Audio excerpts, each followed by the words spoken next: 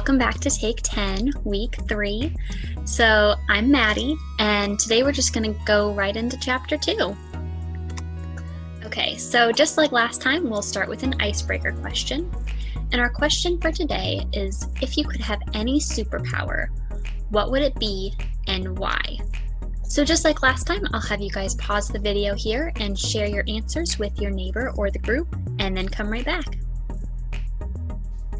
Okay, so if I could have any superpower, I think I would choose the ability to teleport, because my friends live all over the US and my grandparents are all in Minnesota, so I think it would be really cool to be able to travel and see them without actually having to travel. So yeah. Okay, so like I said last time, we were going to review the definition of conflict and ways in which it could be good. So I told you guys to think about these questions and try and remember their answers. So let's see if you guys were able to do that. So I'm going to have you guys pause here and try and answer these questions.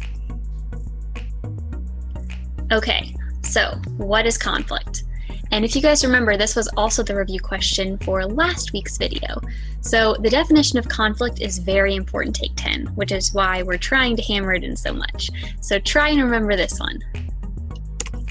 So conflict is a disagreement between people, just a disagreement. And if you remember, we talked about how conflict isn't necessarily bad. It's only bad when it leads to violence.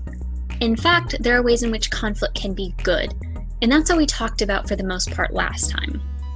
So some of the ways in which I said conflict can be good are that it can help us to solve problems, foster new creativity, and produce new ideas, and it can help us to improve our relationships with others. So if you guys listed any of those, or if you remembered some of the other ideas you came up with last time, that's great. Okay, so today we're going to be talking all about values and principles. So this is the title of Chapter 2, and I think we should just start by defining both of these terms. So, values. Values are what we think is important and good in life. So for example, I value my family. I think family is really important. I value friendship, and I value my education. I think all those things are really important and good, and therefore they're things that I value. So I just want you guys to take a minute and think in your head, what are some of the things that you value? Your values might be similar to some of the things I just said, or it might be different. We all have our own values, and that is great.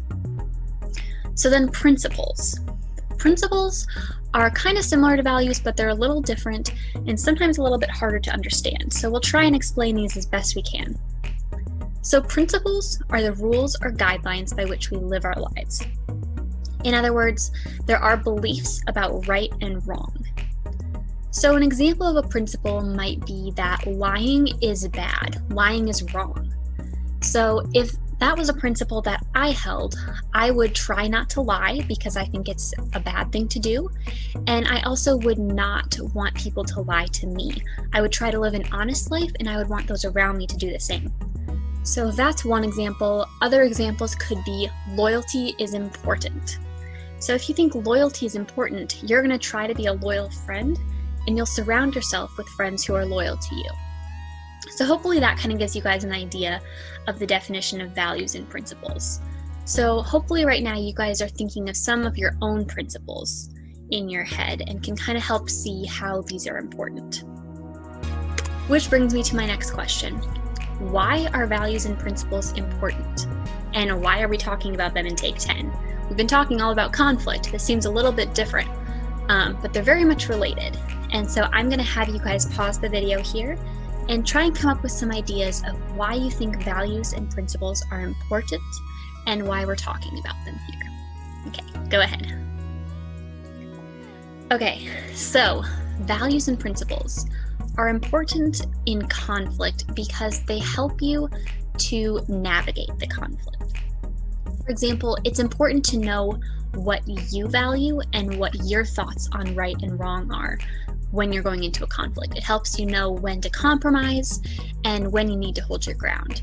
And similarly, if you understand the values and principles of the person you're in conflict with, it helps you to understand their point of view, their perspective, and it can help you guys to better navigate your conflict and come to a resolution. So that's how they're important. They help you to kind of understand and navigate the conflict in the best way that you can. All right.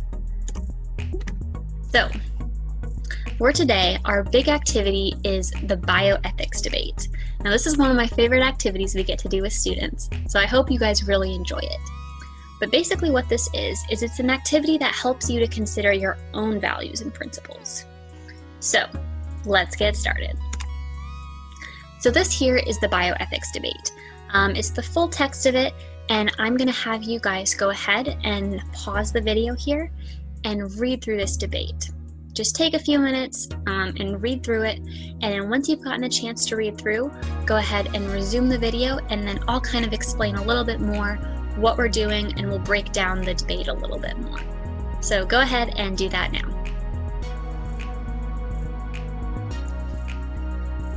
Okay, so hopefully you guys had a chance to read it, and I know it's confusing and it seems like a lot, but we're going to go through it right now. So let's go. So hopefully from that you guys understood the whole kind of concept of the debate. Basically there are 7 candidates and each one needs a liver. If they don't get a liver, they will die.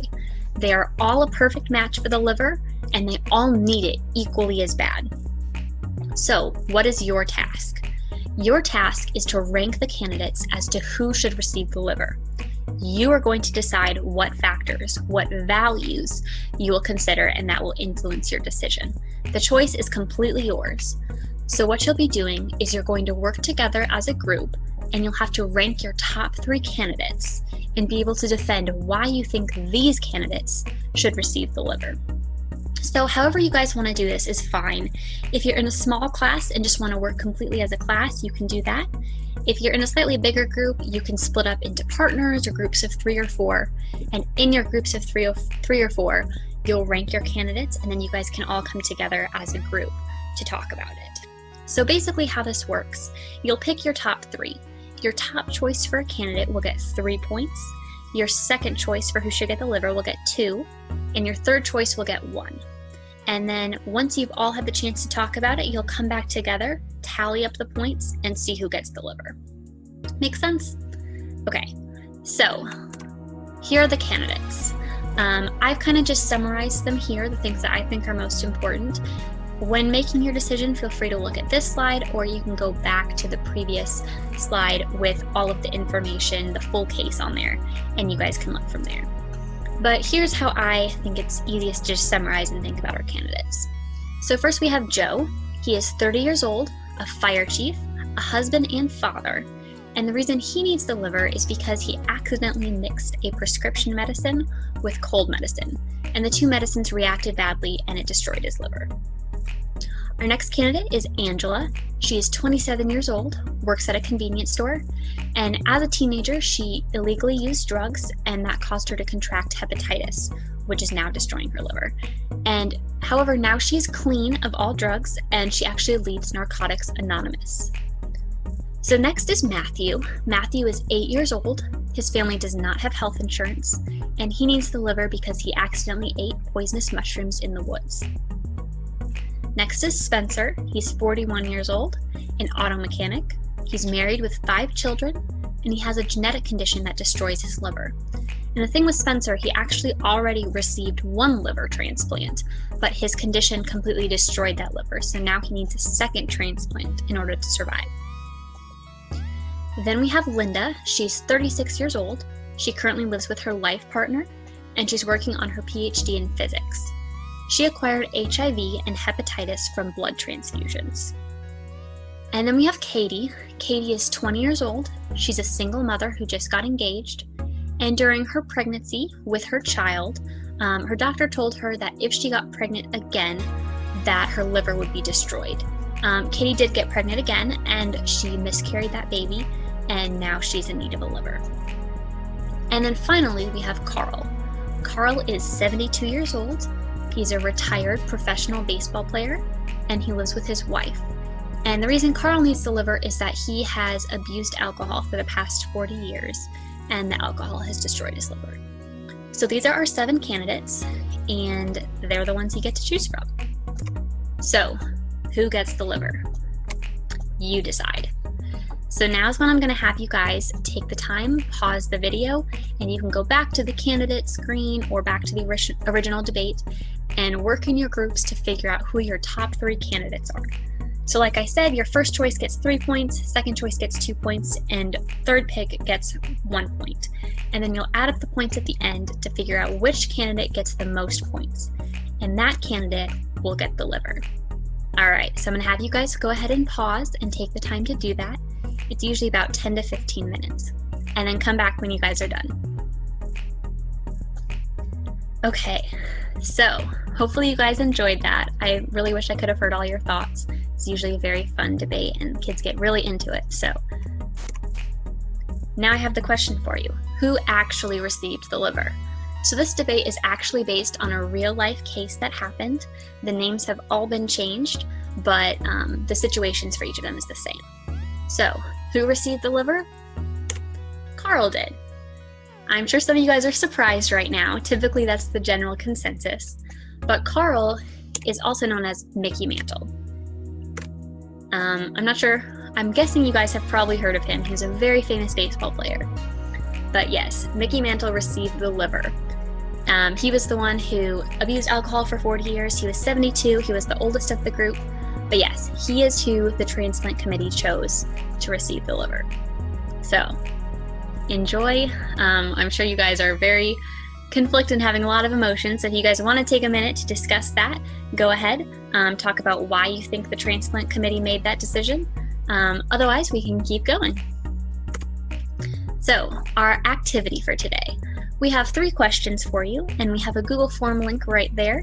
If you guys can follow that, you can answer these questions on the Google form.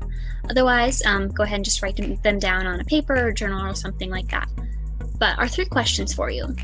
Which candidate do you think should receive the liver? And defend your answer. So if you want to choose the same candidate that your class chose, you can, or if there's someone else who you thought deserved it more, go ahead and choose them. But just give us reasons why. Then our next question, were you surprised to find out who actually received the liver? If so, why? And finally, what values were influential in your decision? So for example, did you decide who should receive the liver based on age? Did you think that the youngest candidate should receive the liver because they had the most life ahead of them? Did you consider family? Maybe people who had more kids should receive the liver because they have people relying on them. Do you consider profession? Anything like that. Just what factors did you consider? So those are our 3 questions, and I'll have you guys fill out that Google form there, and that would be great. So for next time, we're going to be moving on to discuss Chapter 3, Fair and Assertive Behavior. So for next time, I need you guys to answer the questions on the Google form for this week, and then try to remember the definition of values and principles. So remember, we said that values are what we think is important and good in life, and principles are the rules or guidelines by which we live our lives. And then finally, I want you guys to think about, what does it mean to be assertive? Okay, thanks guys. I will see you next week.